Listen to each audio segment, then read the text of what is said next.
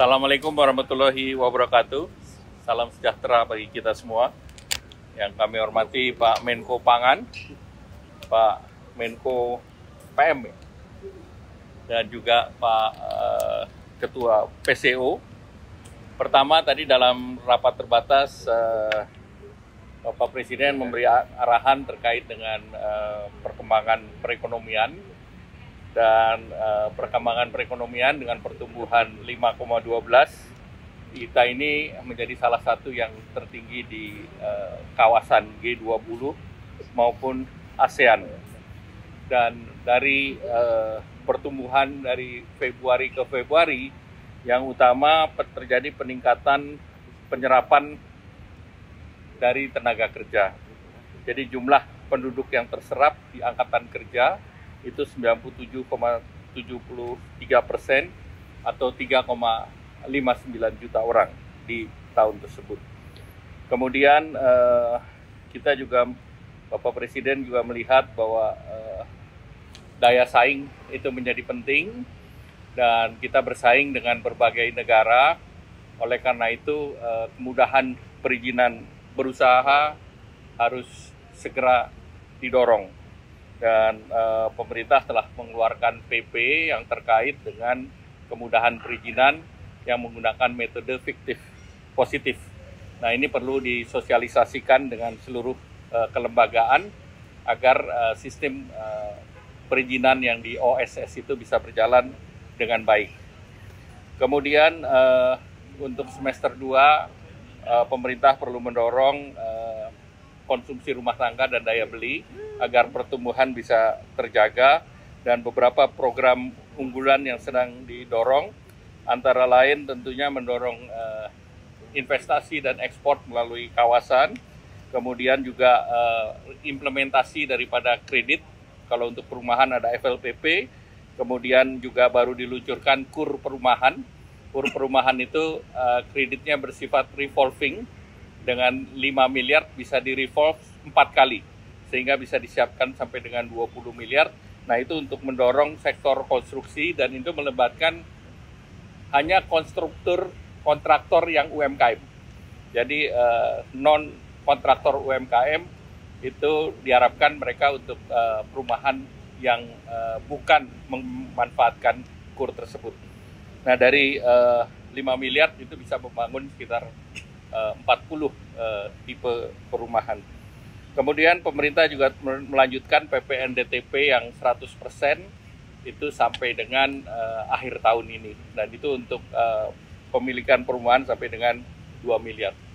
Dan untuk di akhir tahun, program yang mendukung terkait dengan untuk Nataru itu juga sedang disiapkan oleh pemerintah. Dan juga pemerintah mendorong sektor-sektor padat karya untuk bisa mengakselerasi produksinya sampai dengan akhir tahun ini.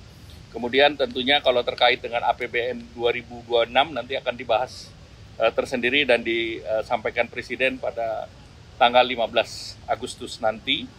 Dan arahan Bapak Presiden tentu seluruh program yang terkait dengan non-anggaran ini harus terus didorong oleh kementerian lembaga, karena investasi menjadi kunci daripada pertumbuhan ekonomi selanjutnya.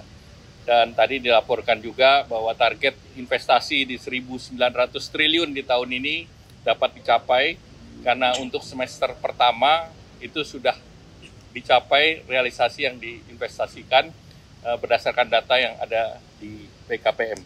Selanjutnya mungkin Pak Menko PM.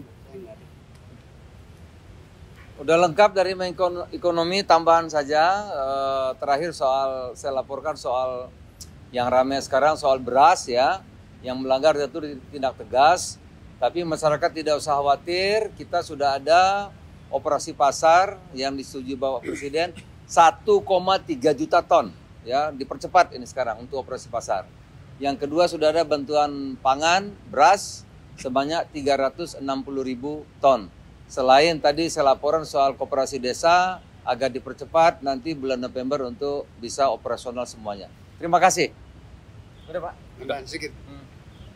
Jadi insya Allah paling lama September akan diresmikan 150-an lebih sekolah rakyat yang itu menjadi bagian dari upaya pemerintah untuk menangani kemiskinan di desil 1, kemiskinan ekstrim.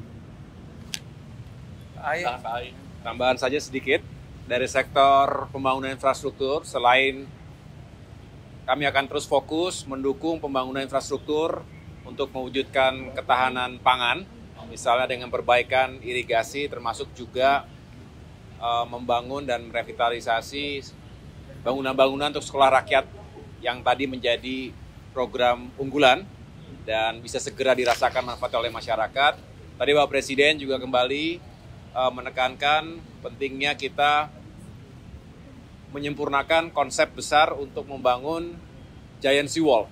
Jadi untuk melindungi masyarakat, puluhan juta masyarakat yang ada di Pantura, sekaligus bukan hanya keberlangsungan hidup, tetapi juga banyak sekali pusat industri termasuk kawasan ekonomi khusus yang berada di jalur Pantura. Dan ini sangat riskan, oleh karena itu ada urgensi dan tentunya dari waktu ke waktu kita akan sempurnakan sambil mencari sumber pendanaan yang juga sustainable dan tentunya bisa dikerjakan dengan baik dalam waktu-waktu mendatang. Demikian. Terima kasih. Baik, terima kasih. Ada satu lagi yang ketinggalan, Bapak Presiden mempunyai perhatian khusus terhadap para wisata. Tadi beliau mengarahkan agar pelabuhan-pelabuhan internasional, pelabuhan udara di tempat destinasi wisata agar diberi kemudahan agar pesawat regional maupun internasional bisa masuk.